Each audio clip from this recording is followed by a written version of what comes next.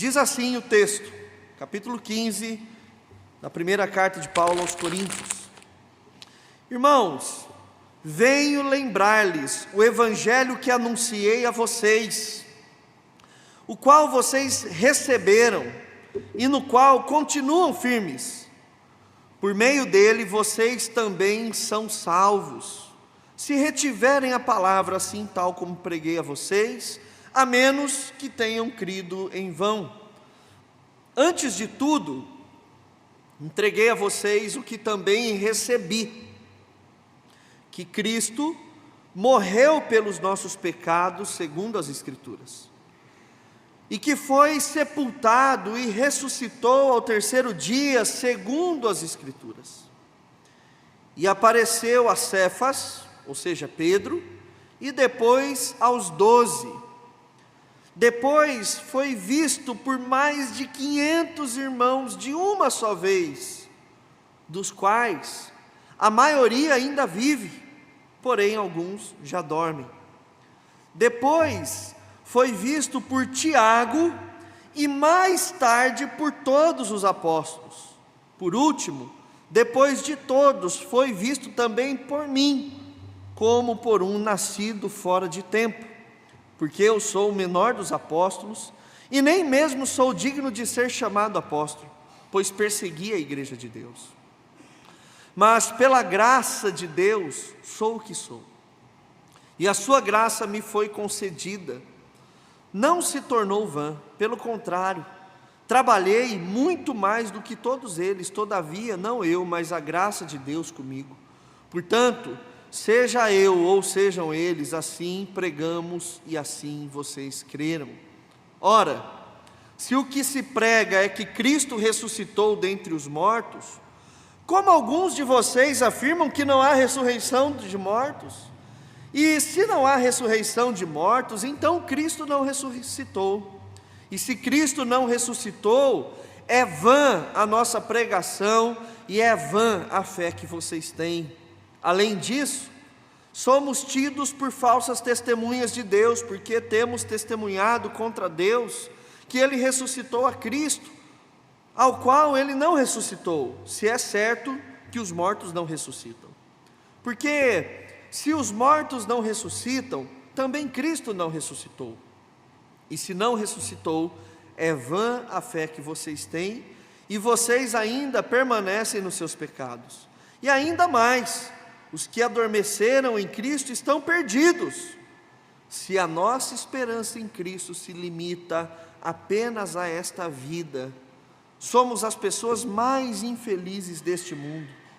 Mas, de fato, Cristo ressuscitou dentre os mortos, sendo Ele as primícias dos que dormem, visto que a morte veio por um homem, também por um homem veio a ressurreição dos mortos.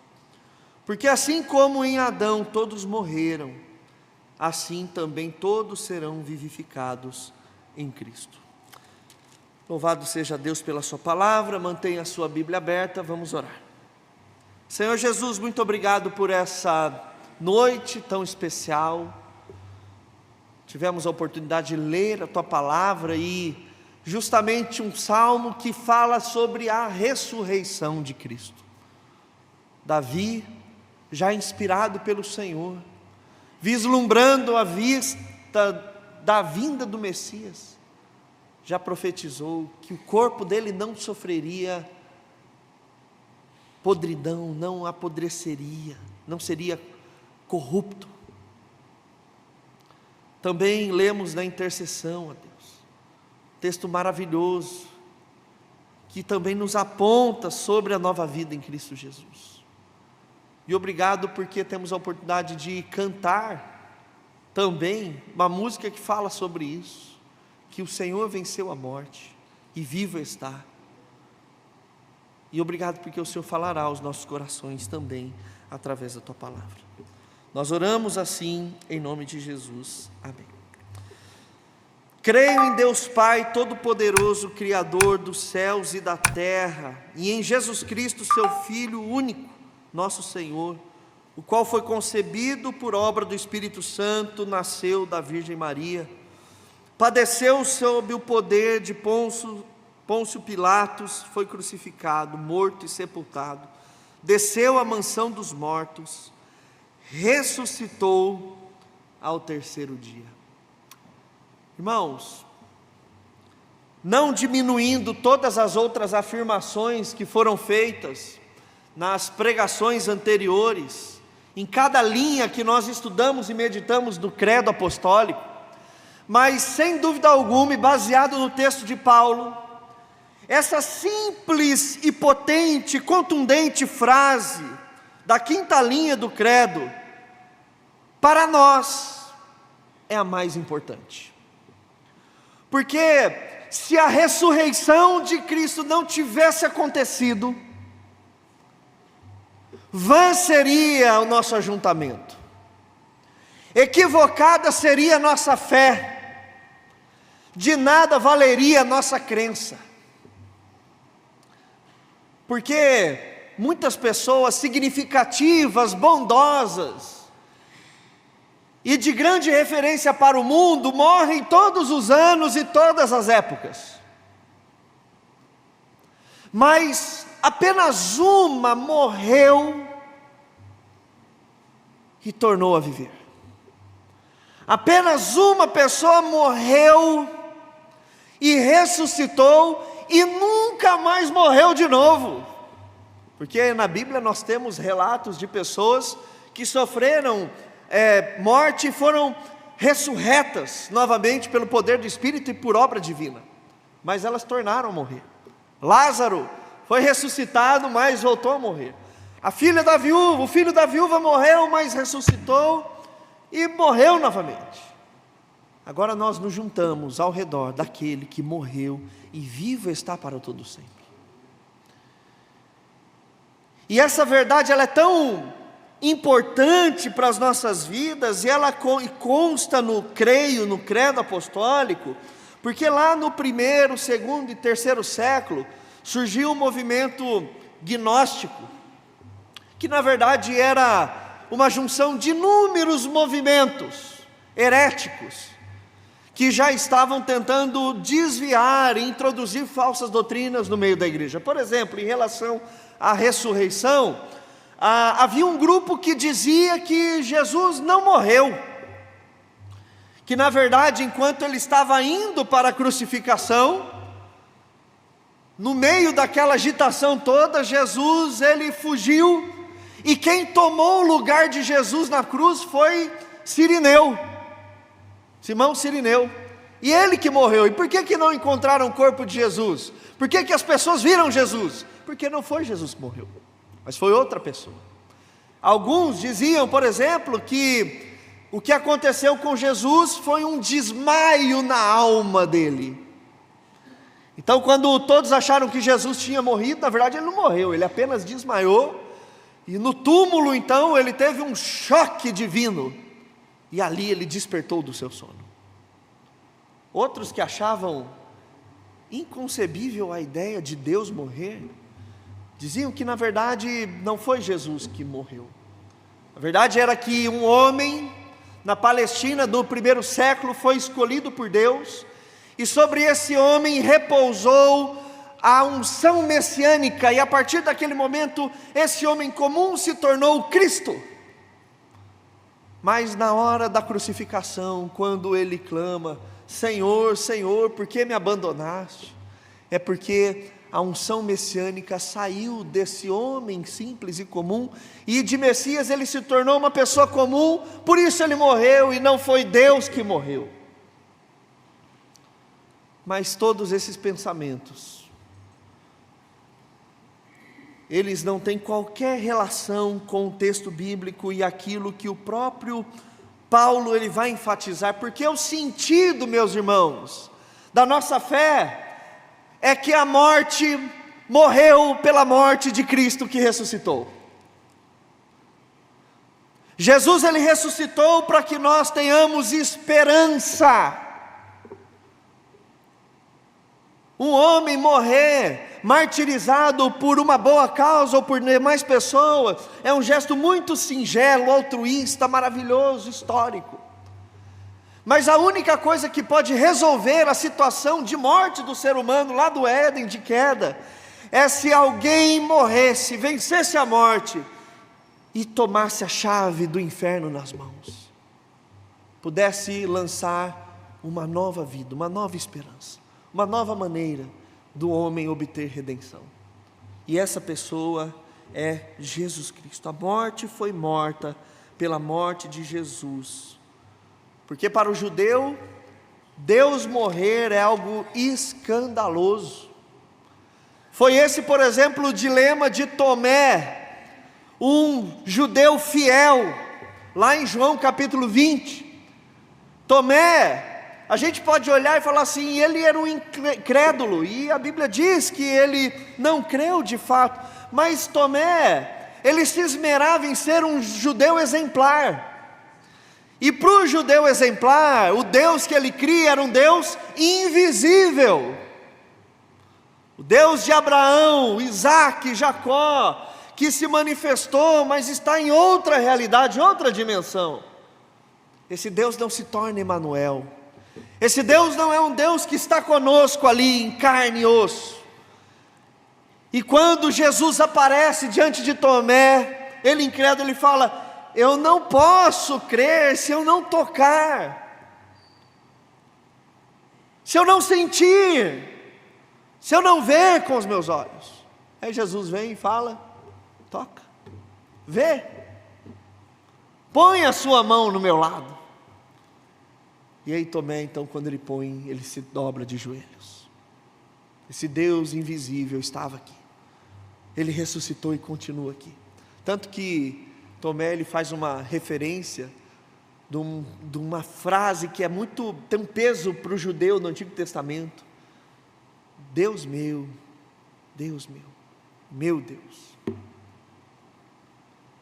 Por isso que a ressurreição, ela é extremamente importante. Essa é a notícia, meus irmãos, que muda tudo. É a notícia que muda o rumo da história. É uma notícia que muda a história da humanidade em duas eras, antes de Cristo e depois de Cristo.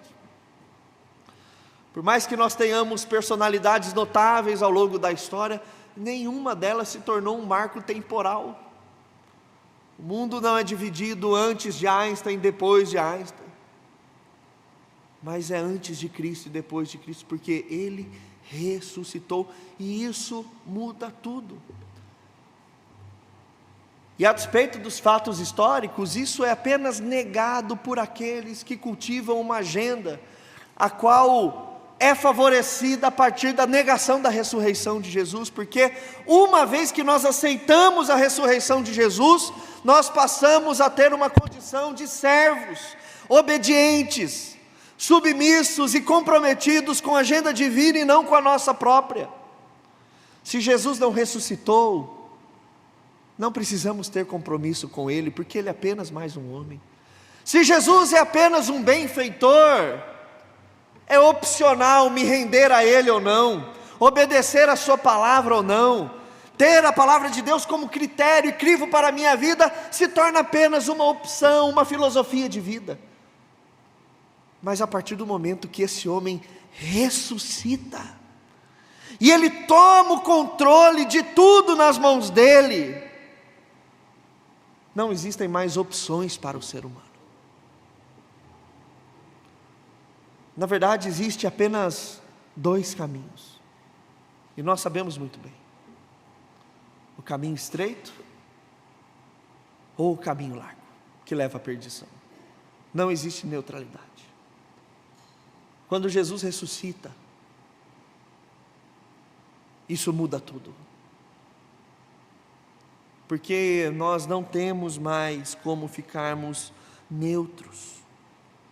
Apenas aqueles que querem desconsiderar as provas concretas para afirmar a sua agenda, baseado no prazer pessoal, no orgulho próprio, nas suas próprias intencionalidades e obstinações, negando Jesus Cristo como Deus. Porque uma vez que Ele ressuscita, o que nós temos que prestar a Ele é obediência, demonstrar comprometimento e exercer responsabilidade com a palavra do Senhor. E é isso que Paulo ele vai dizer claramente. Se nós nos determos no texto aqui, meus irmãos, algumas coisas importantes. Primeiro, ele vai dizer que isso que ele anuncia no verso 1, algo que ele recebeu, e ele clama: continuem firmes. Porque é como se nós precisássemos o tempo todo sermos lembrados desse paradigma que muda a humanidade, a ressurreição de Jesus Cristo. Por meio dele vocês também são salvos, se retiverem a palavra assim, tal como preguei a vocês, a menos que tenham crido em vão.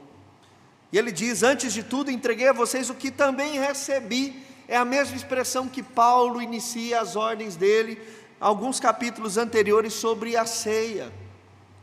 O que eu recebi, isso eu lhes entreguei. Paulo ele está apenas repassando informação, ele não está criando algo novo.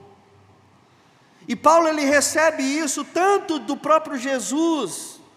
Nós não sabemos o que Cristo mesmo ensinou para Paulo no tempo que ele ficou retirado lá na Arábia. O processo dele antes de ele começar o ministério dele, das viagens missionárias lá com Barnabé. Alguns anos antes, Paulo ficou quase que retirado, aprendendo, ouvindo.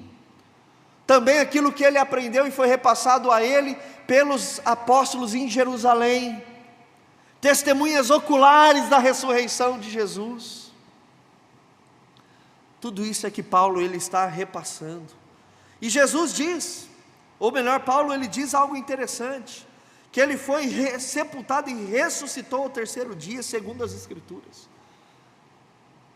A Bíblia, o Antigo Testamento já dizia do poder do Messias sobre a morte, como o salmo que nós lemos aqui na abertura do culto. E ele começa a mostrar provas palpáveis. Ele apareceu a Pedro, que está vivo, aos apóstolos que estão vivos.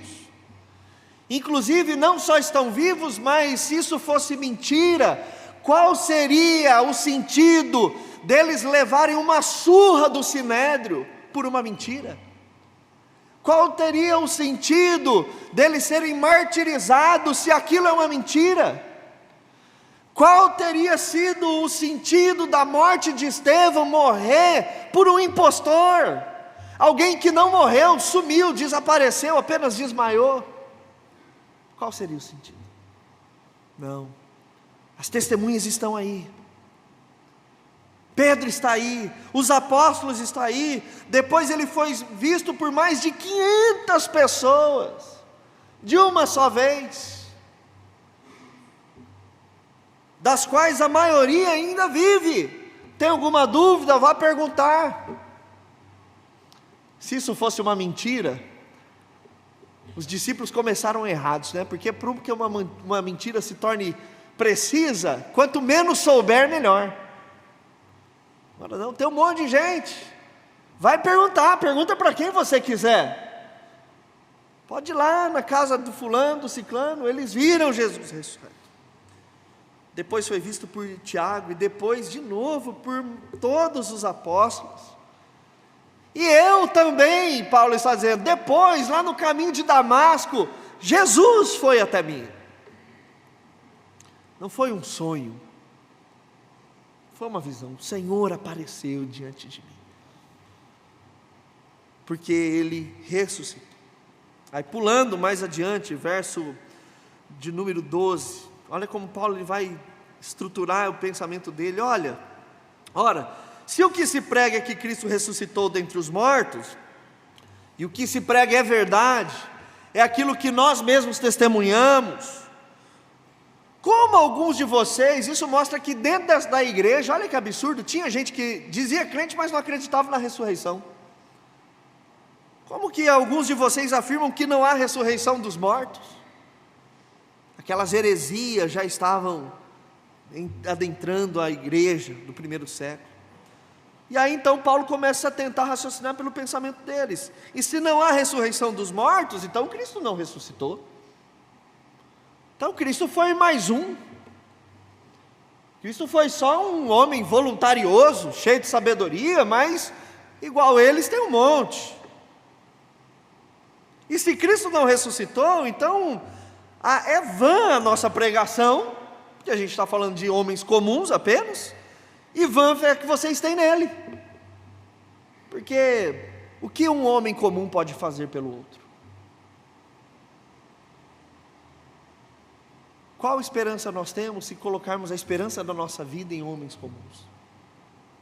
Além disso, somos tidos por falsas testemunhas, porque falamos e damos testemunho contra Deus, que Ele ressuscitou a Cristo, a qual Ele não ressuscitou. Estamos acrescentando, adicionando coisas num Deus que precisa ser reverenciado.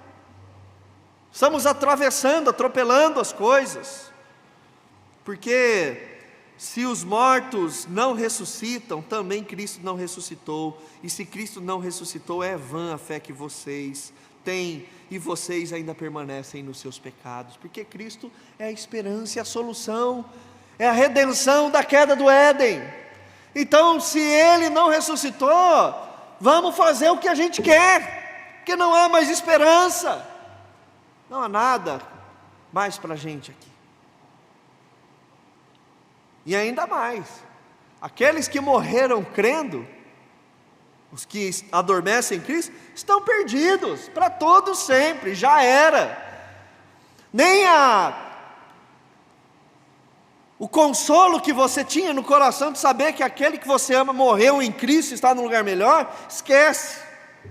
Nem isso mais você tem no seu coração, você vai ser afligido pela péssima notícia que eles não estão salvos.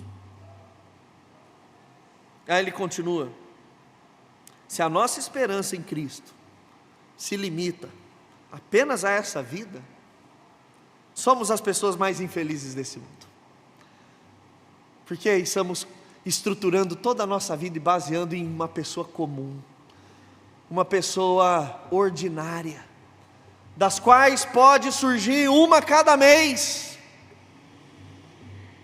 Por isso que nós somos as pessoas mais infelizes, porque a nossa saciedade de eternidade nunca será satisfeita. Mas aí Paulo continua: mas se de fato Cristo ressuscitou dentre os mortos, sendo Ele as primícias dos que dormem, da ressurreição, visto que a morte veio por um homem, lembra lá em Gênesis a queda, a promessa em Gênesis 3,15, o proto-evangelho, de que viria o descendente da mulher e pisaria na cabeça da serpente, trazendo redenção. Se a morte veio por Adão, também por um homem veio a ressurreição dos mortos, por um Salvador, quando nós cremos nele, como nós depositamos a nossa vida nele, porque assim como em Adão todos morreram, assim também em Cristo todos serão vivificados. Essa é a nossa esperança, meus irmãos, essa é a nossa esperança. Sendo assim, esse texto muito breve, e essa frase do credo apostólico, ele tem a nos ensinar pelo menos 5 coisas objetivas. A primeira delas, muito simples, que Jesus é o Filho de Deus, mas Ele não é um Filho de Deus como nós somos filhos de Deus. Nós somos filhos adotivos, enxertados da família da fé. Louvado seja Deus, porque eu digo que o amor mais bonito que existe é o amor adotivo. É o amor que nós recebemos gratuitamente de alguém que não precisaria nos amar. Pai e mãe ama porque tem laços sanguíneos com seus filhos. Ama porque tem que amar. Sempre digo, é uma incondicionalidade dentro de uma condicionalidade. É incondicional a partir da condição que eu sou filho. Por isso que a gente não ama assim um filho do outro. Mas Deus nos amou de modo espontâneo totalmente. O amor adotivo é isso. Você escolhe ser incondicional com um filho que não é seu, que não foi gerado por você. E esse Jesus, Ele é o Filho de Deus mesmo. Nós somos adotivos. Isso é lindo também. Mas Jesus é o Filho de Deus, Ele é o primogênito, Ele morreu e ressuscitou, e Ele é o nosso irmão mais velho. Nós olhamos para o nosso irmão mais velho, nessa família tão maravilhosa, porque Ele ressuscitou. A segunda verdade é que as suas palavras são verdadeiras. Jesus, ele profetizou inúmeras vezes: vou ressuscitar. O que aconteceu? Ressuscitou. Quantos ouviram isso, Jesus falando isso? Muitas pessoas, todos os discípulos. Quantos estavam ali para conferir? Ninguém. Perderam um grande show. Perderam um grande show. Mas ele vai lá e depois se apresenta. Então creia que as palavras de Jesus continuam sendo verdadeiras. Ele disse que ressuscitaria e ressuscitou. Ele disse que voltaria e ele vai voltar. Não tenha dúvida disso. Terceiro ensino: nossos pecados estão perdoados e ponto final. Essa é a grande notícia da ressurreição. Ele não só morreu com os nossos pecados, porque isso é apenas discurso. Qualquer um pode se martirizar e falar: estou morrendo pelo pecado do mundo todo. Mas apenas aquele que ressuscitou é aquele que tem capacidade de também nos liberar perdão. Apenas ele. Ninguém mais tem autoridade, capacidade e know-how para perdoar pecados como Jesus Cristo. Apenas ele. E ele nos perdoa de uma vez por todas através da sua ressurreição, porque ele venceu a morte. Ele venceu o salário do pecado, que era a morte, a consequência do pecado para nós, que era a morte. Cristo venceu de uma vez por todas. Venceu de uma vez por todas. Quarta afirmação, ela é básica e simples: Deus existe. Óbvio que Deus existe, porque para Ele fazer alguém ressuscitar, Ele precisa existir. Se o homem fosse apenas uma matéria orgânica apenas, quando isso se finda, acabou, vira comida de bicho. Mas se há um Deus e Ele existe, é porque existe muito mais além desses míseros 80, 90 anos que viveremos nessa terra. E por fim, certeza é possível. Certeza é possível. A nossa fé não é vã. A nossa esperança não é vã. Nós estamos diante daquele que vive. Nós também podemos fazer coro a oração mais linda da Bíblia, que é: tenho a certeza que o meu Redentor vive. Irmãos, essa é a notícia que muda o nosso dia.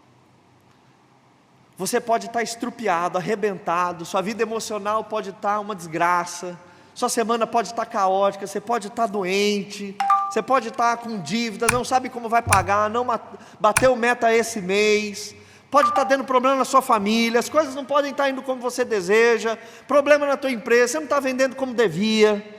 Mas se você acordar de manhã e se lembrar que o seu Redentor vive, isso muda o nosso dia. O problema é que nós não fazemos geralmente esse exercício. A gente já acorda preocupado, tenso, a gente nem consegue dormir preocupado.